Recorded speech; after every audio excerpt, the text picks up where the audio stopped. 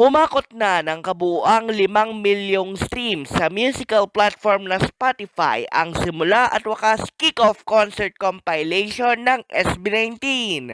Pasado alas 4 ng hapon ngayong Martes, Pebrero 10, kinumpirma ng official social media platforms ng P-Pop Kings ang makasaysayang milestone na yan. Hating gabi ng Enero 30 nang i-release ng P-Pop Kings ang simula at wakas kick-off concert compilation na naglalaman ng 19 na mga kanta na live concert rendition mismo ng 5 sa kasagsagan ng kick-off concert nila noong Mayo 31 at Hunyo 1 ng nakaraang taon sa loob ng Philippine Arena. Dahil ng masugid na pagsugod ng mga fans upang pakinggan ang live concert rendition na kahit ilang mga 18 ay hindi nahihiyang i-play ito kahit sa kanilang mga sasakyan, nagpasok pa ang 5 ng isang special na prologue. Ito na ang pangatlong sunod na achievement na natanggap ng compilation album pagkatapos na ito ay mag-number 1 sa US iTunes chart, mag-number 2 sa worldwide chart, at ang number 7 na kanilang nakuha sa Spotify Global Album Debut Charts na saklaw ang petsa mula Enero 20 hanggang Pebrero 1.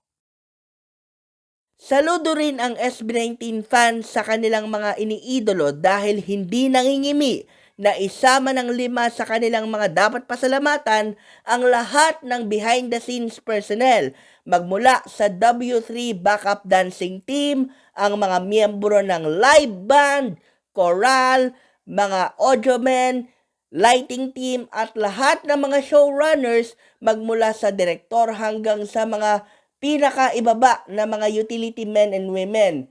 Para sa mga 18, isang mapagpakumbabang uri ito ng flexing at hindi lamang dapat sa 5 nakatuon ang kanilang pasasalamat, kundi dapat ding nabibigyan ng appreciation ang mga nasa likuran man ng kamera, mayroon ding naiaambag. Inaabangan naman ng 18 ang magiging simula ng general ticket selling para sa wakas at simula The Trilogy Concert Finale na naka-schedule ng Abril 18 sa SMDC Parade Grounds na kalapit lamang ng ilang mga establishmento dyan sa bahagi ng Pasay.